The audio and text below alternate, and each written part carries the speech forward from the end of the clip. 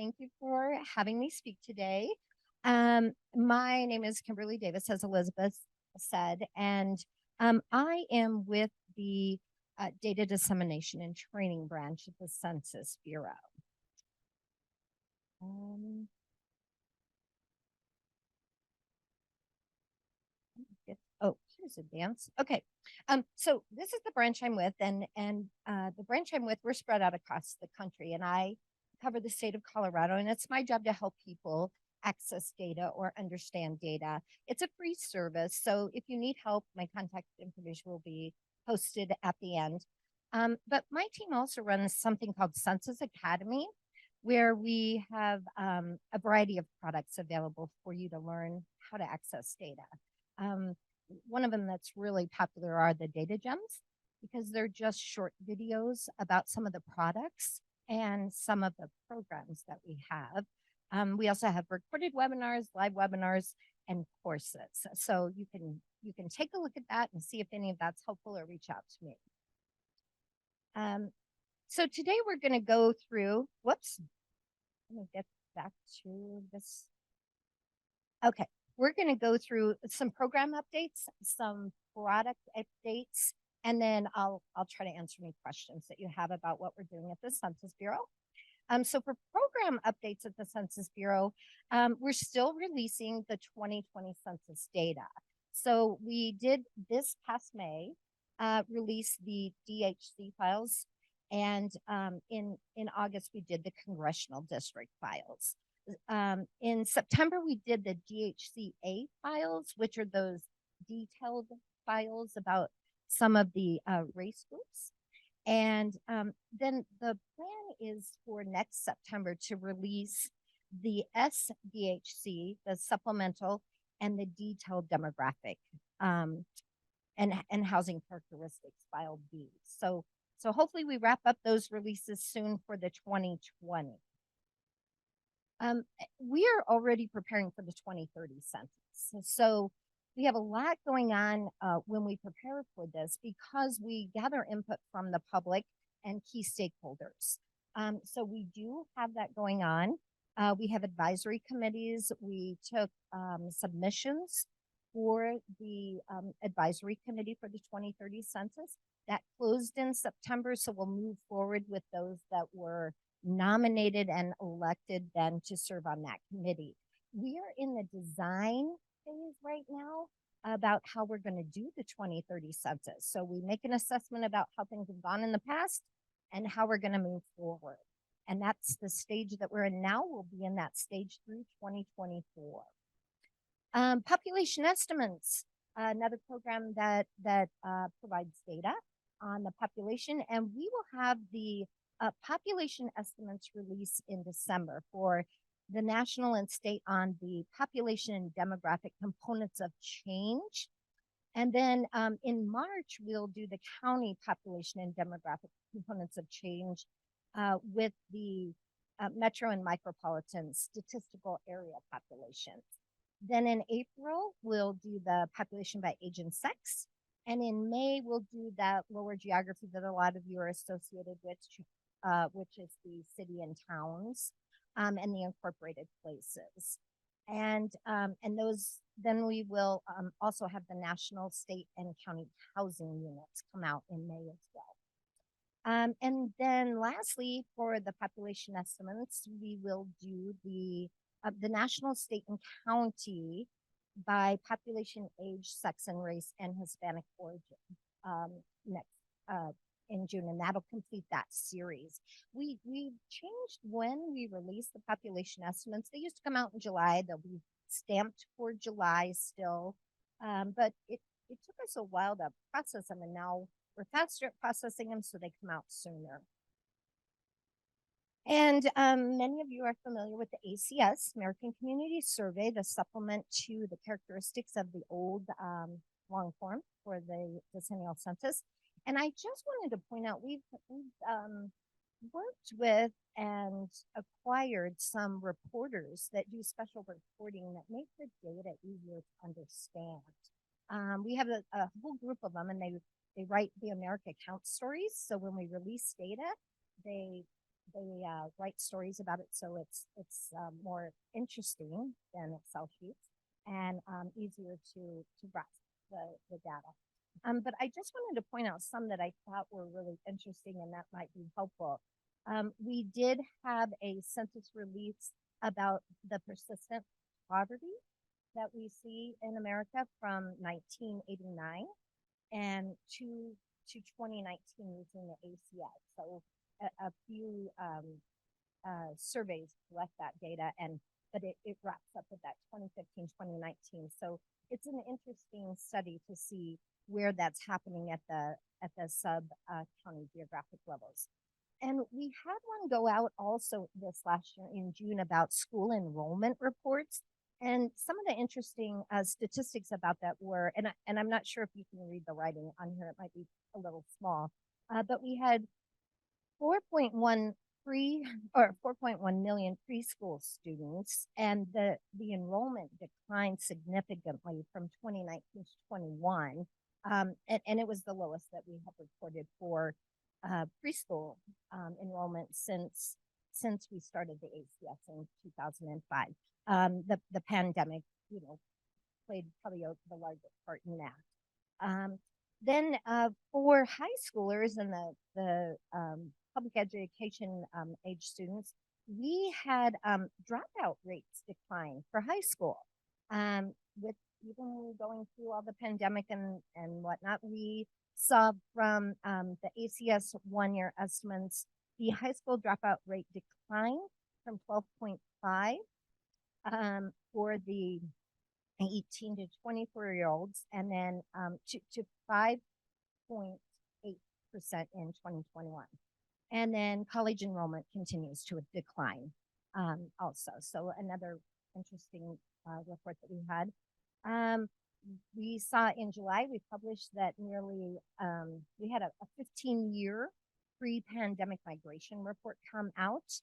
And we saw in 2019 that just under 14% of the people in the United States moved during the past year. And that was the lowest move rate since 2006.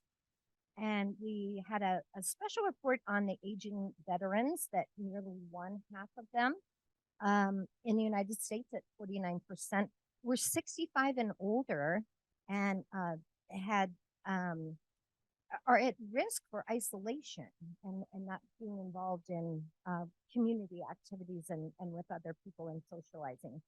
And then we also had one on a special report go out on the field of degree and the income and that ratio and what that looks like when you have a degree or not. And in particular, I pulled up back for that was reported for the Denver, Aurora, Lakewood, Colorado MSA, that the median annual earnings for the field of bachelor's degree in electrical engineering was at $129,500.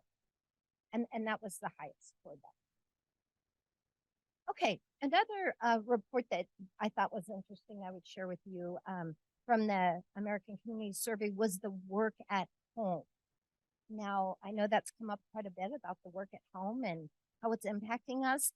And I'm going to tell you, we get this data from commuting data.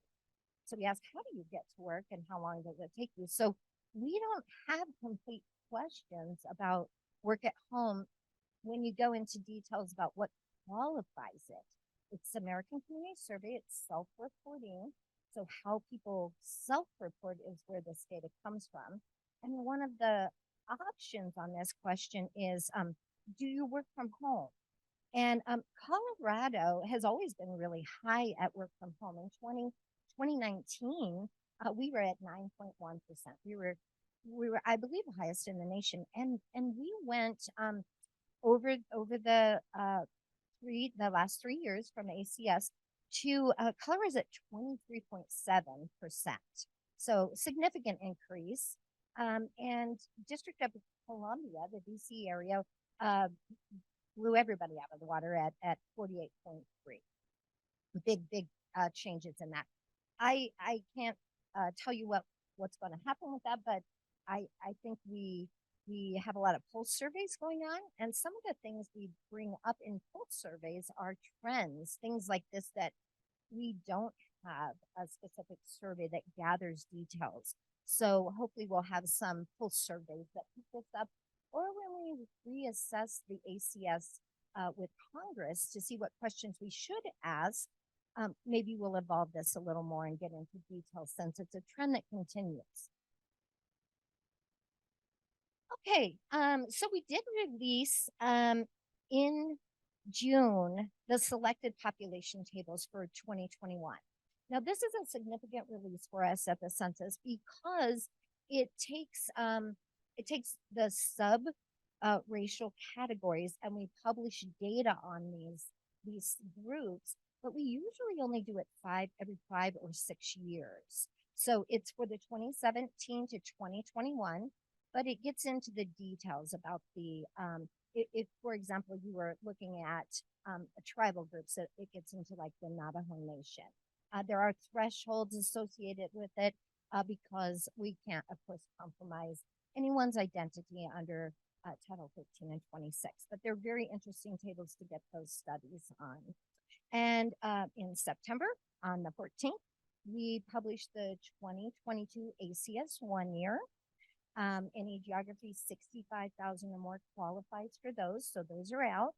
And we will have, in October, we did the Pumas for the 2022 1 year.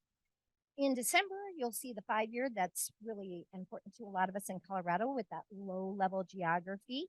And I listed here that you'll have in your slides what products you can expect to see at the low level geography. So for example, at the census tract, you'll get the data profiles, the subject tables, and the narrative profiles. So we've had a lot of questions about the way we've released the 2022 1 year because people haven't found the tables they're used to using.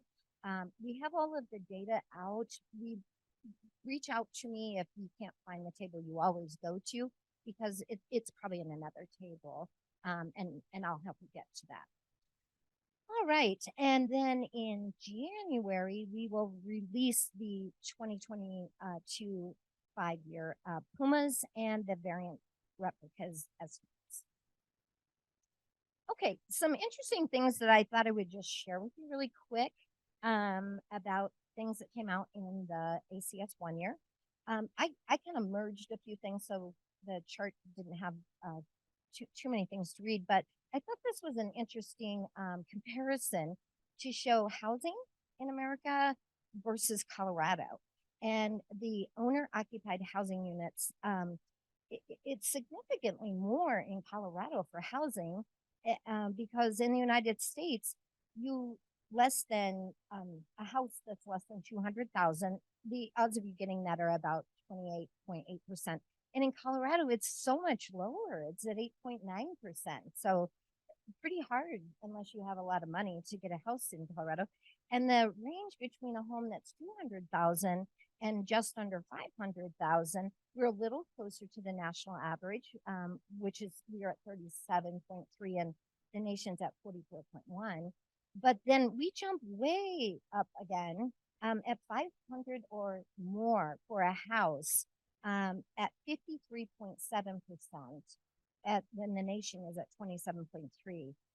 So I thought that was kind of an interesting dynamic when we talk about the shortage of houses and the cost in Colorado. And then paying rent with those same numbers under 1,000 in the United States, it's at 31.6, and then Colorado's half that at 15.5. And that medium housing range, 1,000 to just under 2,000, we're a little closer again, 49 at the states and 56.3 in Colorado, and then over 2,000 in rent. We're at 28, where the nation's at 19. So I wanted to just point that out. And the other thing I thought was interesting were with the decrease in college enrollment, I thought it was interesting where we stack up on bachelor degree or higher. We're still higher at 45.9%, and the United States is at 35.7%. And then the median household income in Colorado is higher at 89 1,302, and the nation is at 74,755. Okay, so the economic programs, we have begun the economic census, and we would expect to have our first release on the economic census next March, in March of 2024. We also launched a business and owner demographic characteristics webpage, so it's a little easier to find some of the economic data. It's kind of all over, and we have a different surveys, so hopefully that helps people find it a little easier. It's consolidated. And we also started an experimental product called the Vehicle Inventory and Use Survey. And so we collaborate with the Bureau of Transportation on this. And we're the point of this was trucking transportation, what's going on with the goods. But we also do private vehicle in this to see what's happening with that. So it's experimental, and we just started that, so we'll have data coming on an ongoing basis on that. Some other programs that we have, just a quick update on the current population survey known as CPS. We collaborate with the Bureau of Labor Statistics to collect data on this survey.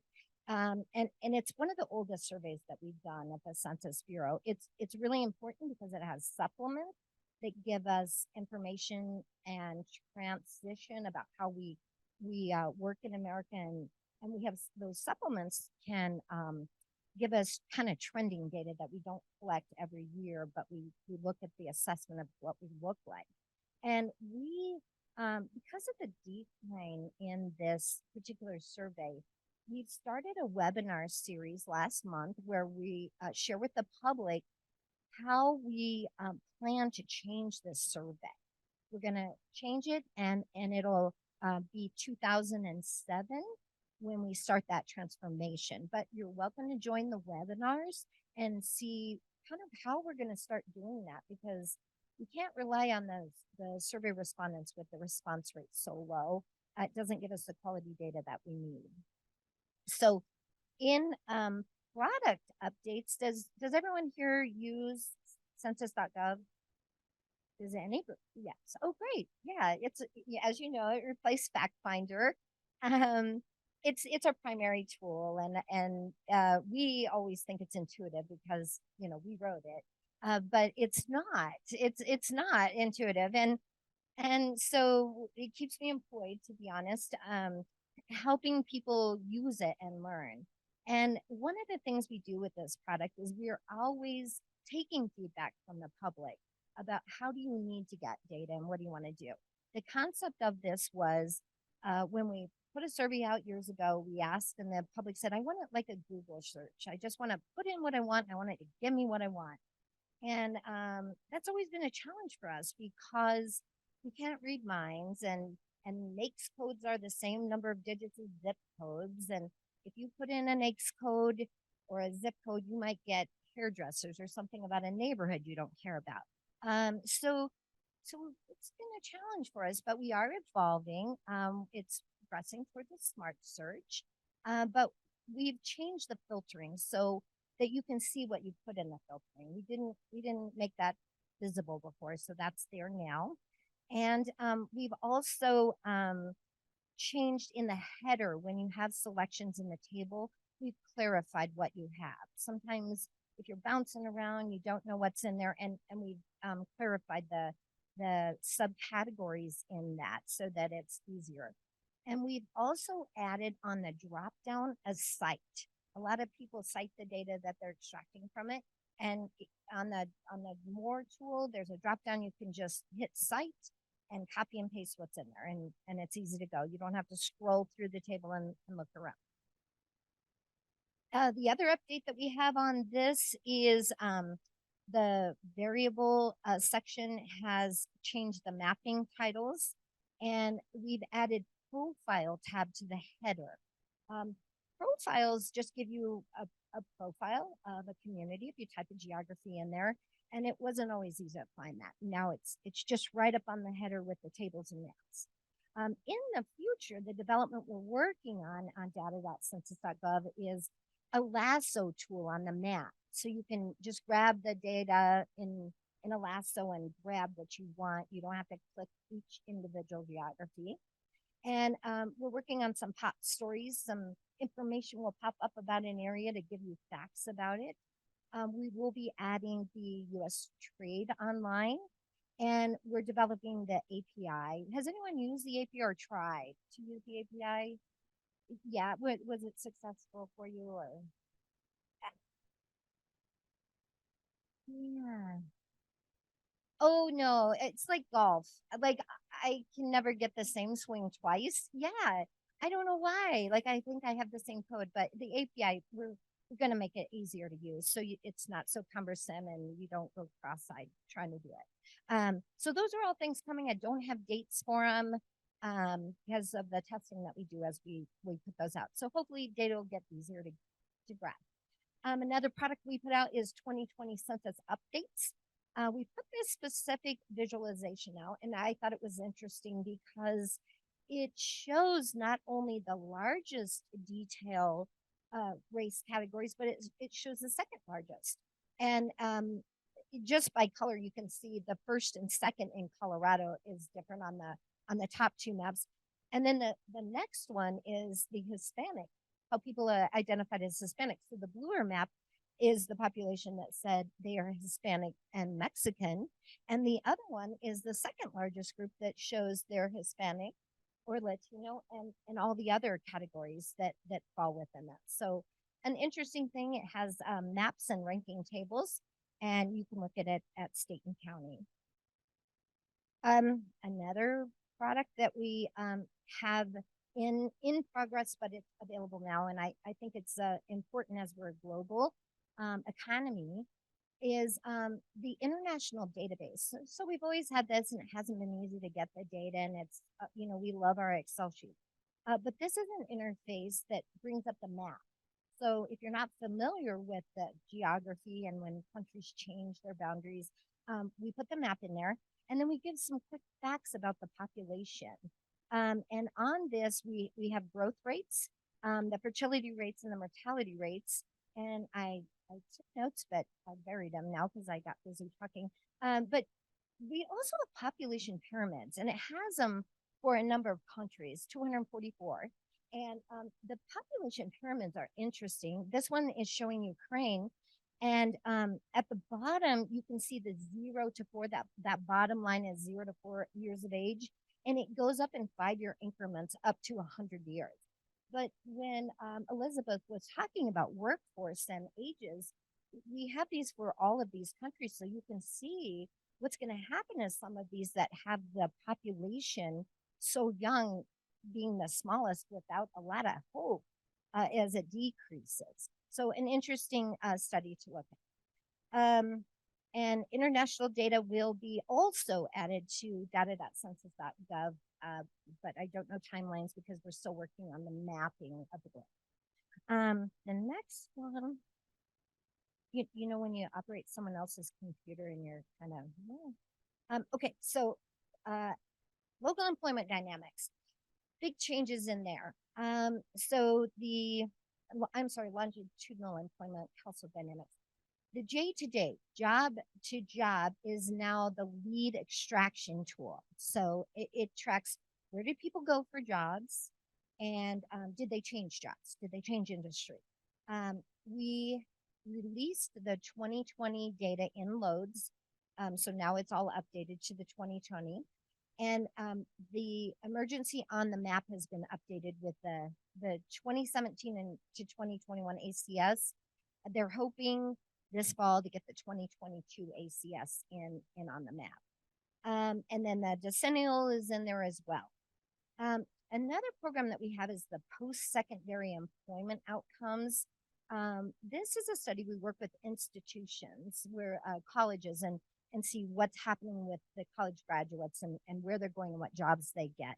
So we started actually with CU Boulder on this project, but we've increased it. So we're hoping to get national at that. So really interesting trending dynamics in the local employment.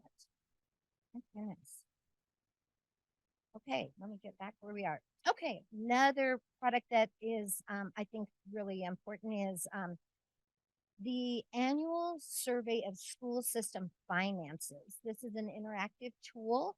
It has mapping interface and graphs and charts, but it shows the spending for the school systems by the school districts on instructor, pupil support, general administration, operation, maintenance, and food. And so you can see how much is being spent on the students per pupil, and then where the money is going for the school districts. So that's kind of an interesting report that shows what's happening in the school districts. We have New Hampshire that didn't participate. Not all of them have participated in it, but there's disclaimers about who hasn't. But then you can kind of compare.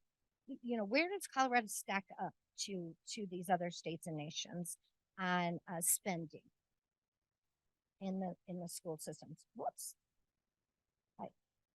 Nothing like flashes when you're coming back from lunch, right? And here's my contact information.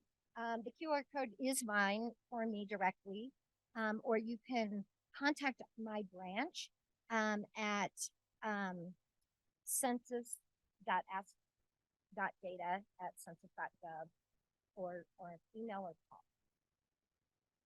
Are there any questions, concerns? Oh dear. Oh no. That's okay. Okay.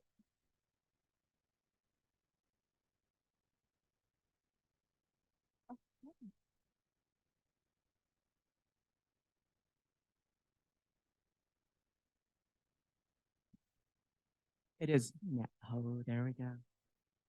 All right. One of the first questions was, are you planning on making the loads data easier to use?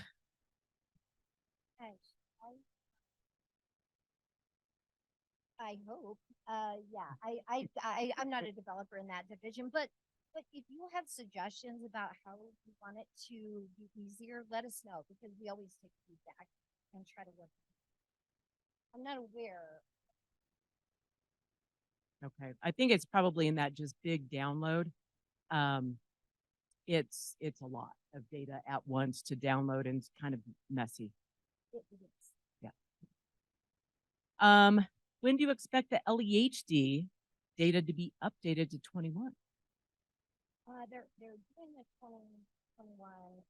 Yeah, they're doing that this fall. All right. And this one, I'm going to throw it at you. I'm going to guess that you may not know. Oh, my thing keeps moving. What do you think led to the decline in high school dropout rates between 2005 2021? I know the whys of things. We ask the questions, but some of the pulse surveys we start to ask the why, but we don't know the why. I can speculate that maybe the in-home opportunities may have had something to do with it, but that would be 100% my speculation. Yeah, no, I knew that wasn't fair, but I just thought I'd toss it to you anyway. The Census Bureau is just great at playing with the data. And even when we go to DC and we interact with the estimates group there, I'm like, oh, what do you think led to that? And they're like, oh, we just process the data, which is fine. But we always like to ask the question. Let's see, I'm going back to live. This is not easy to use.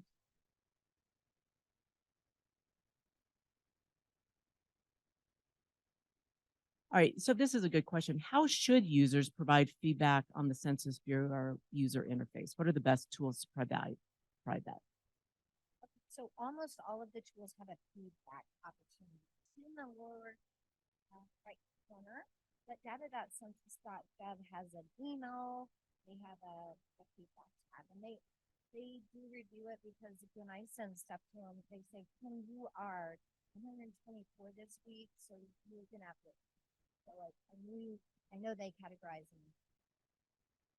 Okay. It does take time, the majority. And does that email, does that census.ask.data, does that really work? question. Yes. I think so.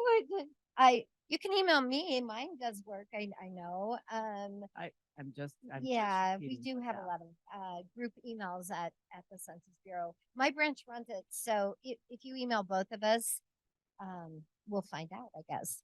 Perfect. Um, I don't know if you might know this one. Is the supplemental poverty measure available at local or county levels? The supplemental poverty measures you can use the for CPS or the TAHI, they're available at school district. Poverty's at school district and county. Is that the supplemental poverty though? Is that what the say here? Yeah, no, those are the supplementals are for CPS. So, okay. The SAHI does have county in the data equity product line, county and school districts, so you can get lower level there, and it breaks it down under 7, 17 to 6, and then 18-year-olds or total population. Perfect. Let me see if there's any more. Seeing any ones that are specific. Kim, if you're putting something in there, better get in it right now. I don't know if you know this. Can you provide an update on the effects of the pandemic on Census 2020? Was there like any kind of a report that specifically pulled out like this is what we think the impacts were? In more on the technical side of Have a lot of reports and speculations. To, no, I don't. I'm going to say no, I don't. If there is a technical one, I'm sure there will be. We survey and study everything, but I am not aware. but I mean if I don't know how close sometimes to get them. If you go and you play on their website, they have got a gazillion documents of evaluating Census 2020. So you've got lots of options available to see what that performance and what that impact of 2020 was, or what COVID was to the kind of the maybe the response rate or the participation in Census 2020. Um, maybe one last question for you. What is the methodology for deciding which metrics are broken down by census tract versus county versus state? Oh, sorry. Can you hear me now? Yeah. If I eat the mic. Okay, so we publish data at different geographies based on how large the survey is. So we can't compromise identity of any individual or business. It's everyone's protected under Title 13 and 26. It makes it really hard for us at the Census Bureau with the web because we can all find everybody on the web. And if you can match yourself to data, we really have to really assess it and reevaluate how we're putting it out. We can't have identification. So really the only low level data that you're consistently going to get is ACS because it's a large enough sample that we can do that. Decennial data obviously comes out low. But when the other surveys that we do are higher level or low populations in the geography, we have to make an assessment and suppress some of the data because we can't publish it if someone can identify themselves in it. So it's a question we always get. Everybody wants it customized in the geography that they want, and it's getting harder for us to do that. It's harder and harder to get a lower level. ACS is really the only one lower. We struggle regularly with county even to do county because we have so many rural counties and we have to be equal across the nation. How we put data out. We can't customize it to the more densely populated areas because we can. We have to consider federal funding is based on the data that we supply. If federal funding isn't tied to data, we can't ask questions.